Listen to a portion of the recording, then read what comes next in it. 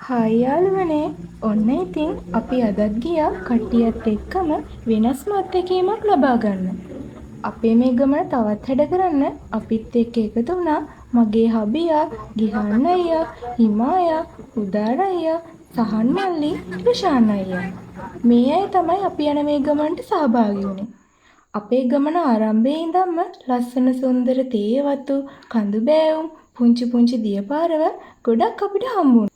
පරිසරයවට සුන්දරත්වය බලන ගමන් ගමනේ විස්තරය අහගෙන අපිත් එක්කම ඉදිරියට යමු. අපි මේ යන්නේ හරිත කන්ද කැම්පින් රැයක් ගත කරන්න. අපේ ගමන අපි පටන් ගත්තේ මාතරෙන්. මාතරේ ඉඳන් භගවන් තලාවට ඇවිත් භගවන් තලාවේ ඉඳන් බෝපත් තලාවටම ආවා. බෝපත් තලාවේ ඉඳන් ආගරපතන පොලිසිය හොයාගෙන ආවා. ඒ වෙන මොකටවත් නෙමෙයි ආගරපතන පොලිසියෙන් අපිට කැම්පින් කරන්න අවසරයක් ගන්න සිද්ධ වුණා. අපි එතනින් ඒ අවසරෙත් අරගෙන හරිත කන්ද තියෙන බෝපත් තලාවට ආවා. අපි මේ නතර වෙලා කන්ද දිහා බලන් ඉන්න තැන ඉඳන් කන්දට යන්න පුළුවන් මහ ට්‍රැක්ටර් වලට විතරයි. ඔයාලට පේනව නේද? අපිට පිටිපස්සෙන් ආව අනිත් වාහනත් මෙතන නතර කරලා පයින් තමයි ගිහින් තියෙන්නේ. පාර කොච්චර අබලන් වුණත් අපි හැමෝම එතනට වාහනෙන්ම යන අදහසින්ම සිටියේ. ඉතින් අපි දන්නෙත් නැතුවම කන්ද පේන මානෙටම ඇවිල්ලා. මෙතන ඉඳන් තමයි හොඳම හරිය සිද්ධ වුනේ. ඔයාලට ඇහෙනව නේද? වතුර පාරක සද්දයක්. ඒ මෙතනින් ලොකු ඇලපාරක් ගලාගෙන යනවා. ප්‍රශ්නේ තියෙන්නේ එතනින් එහාට වාහනේ යන්න බැරි එකයි. ඒ මොකද දන්නවද? මේ ගස්වල කඳන් දාලා හදපු తాවකාලික පාලමක්. ඔයාලට පේනව නේද? මේ ලී කොටන් දෙකක් අතර තියෙන පරතරය. ඇත්තටම මෙතනින් වාහනේ ගන්න තියා හිතන්නවත් බෑ. මාතර ඉඳලම වාහනේ පැදන් ආවේ මගේ හබියනේ. එයා කිව්ව ෂුවර් කරලම වාහනේ එහා පැත්තට ගන්න පුළුවන් කියලා. මම ඉතින් එයාගේ ඩ්‍රයිවිං ගැන දන්නවනේ. එයා එහෙම කිව්ව නිසා මට නම් මේ ගැන බයක් දැනුනේ නැහැ. අපි හැමෝම වාහනයෙන් බැස්සා.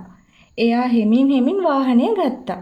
මට නම් දැනුනේ වෑන් එකක් රේල් පාරක අරගෙන යනවා වගේ අත්දැකීමක්. මොකද කොට දෙක උඩ රෝද දෙක ආවේ දැන් නැතුවට දැන් ඉස්සලා කොට දෙක අතරට වැටෙනවා වගේ. මේ වෙලාවේ මගේ හබියගේ හිතේ තිබුණ හයිය ගැන නම් මට ආඩම්බරයි. මොකද මෙහෙම දෙයක් කරන්න හිතන එකත් භයානක දෙයක් නිසා. අපි කට්ටියත් එක්කම එකතු වෙලා එයාට වාහනේ කොට ටික උඩින් මෙහා පැත්තට ගන්න උදව් කරා. ඇත්තටම කිව්වොත් මේ කොටන් උඩින් අපිට පයින් යන්නත් බෑ. ඒ තරමටම කොටන් ලිස්සනවා. මම හිතන විදියට අපි එන්න කලින් මේ හරියට වැස්සක් වැටලා තියෙනවා. අවසානයේදී හබිය කොහොම හරි වාහනේ මේ පැත්තටම ගත්තා. මේ පාරත් අපිට නොපෙනුනාට හොඳටම මඩ වෙලයි තිබුණේ. ඒ වුණත් කොහොමද බබා වගේ අපේ වාහනේ පැද්දි යන අපූර්ව. අපි ආව ගමන් අපි කට්ටියත් එක්කම එකතු වෙලා අපි ගෙනාව කූඩාරම් ගහන්න පටන් ගත්තා. හනිකට කූඩාරම ගහන්න ලෑස්ති උනේ ඈතින් පේන මීදුම තව චූටිම වෙලාවකින් අපිව වහගන්න එන නිසයි. ඔයාලට පේනව නේද? ටිකෙන් ටික අපි ඉන්න හරියට එන මීදුම. පුංචි නවසීලන්තය. ඇත්තටම කියාගන්න බැරි තරම් සීතලක් තිබුණේ. ඈතින් මීදුම ගලාගෙන එන අපූර්ව අපිට අපේ ඇස් අදාහ ගන්නත් බැරි වුණා. අපි එද්දි නම් කැම්පින් කරන්න කිහිප දෙනෙක් ඇවිත් හිටියා. හැබැයි දැන් නම් මේ මීදුමත් එක්ක ඒ කිසිම දෙයක් පේන්නේ නැහැ. ඔයාලත් බලන්න මේ තියෙන ලස්සන.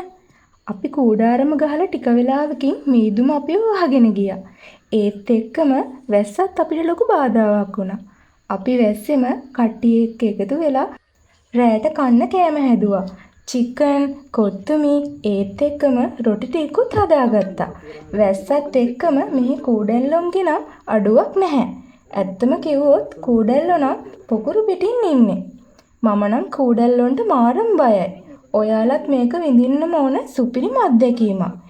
ඉතින් අපි හදාගත්ත කෑම රෑට කාලා කූඩාරම් වලට ගියා. කියන්නම ඕන දෙයක් තමයි. අපිට ඇහුණා අපේ කූඩාරම් ළඟින් ගෝනෙක්ගේ කෑ ගහන සද්දයක්. ඒත් එක්කම දිවියෙක්ගේ සද්දයකුත් ඇහුණා.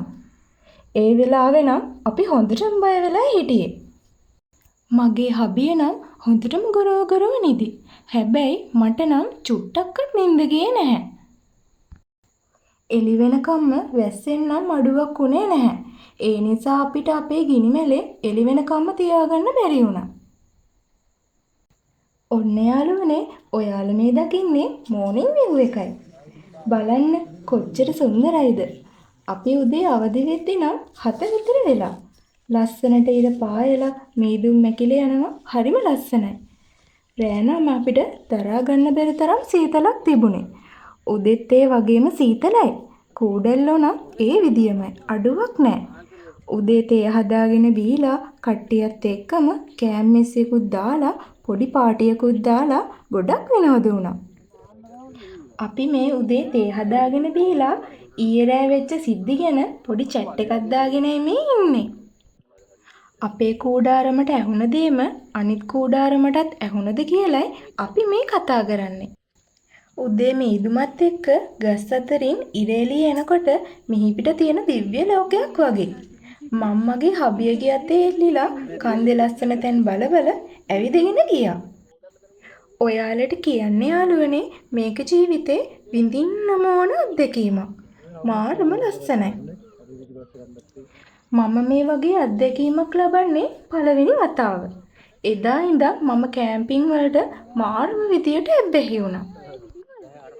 මම ආයෙත් කියනවා උදේ view එක නම් මාරම ලස්සනයි. උදේ කට්ටියත් එක්කම කෑම මේසෙකුත් දාලා පොඩි පාටියකුත් දාලා ගොඩාක් විනෝද වුණා. එහෙම කරලා අපි අපේ බඩු ටිකත් පැක් කරගෙන ආයෙම එන්න ලෑස්ති වුණා. ඔයාලා මේ දකින්නේ අපි ෆැමිලි එකක් වගේ හැමතැනම ඇවිදින අපේ සෙට් එක. අපි හැමෝම එකා වගේ ඉන්න නිසා අපේ ගමන සතුටින් අවසන් කරන්න පුළුවන් වුණා. ඔයාලත් පුංචි නවසීලන්තය එහෙමත් නැතිනම් හරිතකන්ද කැම්පින් යනව නම් ඔයාලා අරගෙන යන සියලුම දේ නැවත රැගෙන එන්න. ටොෆි කොලයක්වත් එහි දමා එන්න එපා. ඔයාලගේ පාසටහන් පමණක් ඉතුරු කර එන්න. අනිකුත් සියලුම දේ නැවතත් රැගෙන එන්න. ඉතින් යාළුවනේ අපිත් එක්කම හිටිය ඔයාලට ගොඩාක් ස්තුතියි.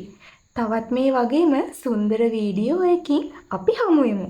Miss and Mrs. Our Story අපේ YouTube channel එක subscribe කරන්න, comment කරන්න, තවත් කෙනෙක්ට බලන්න share කරන්න. bye යාළුවනේ.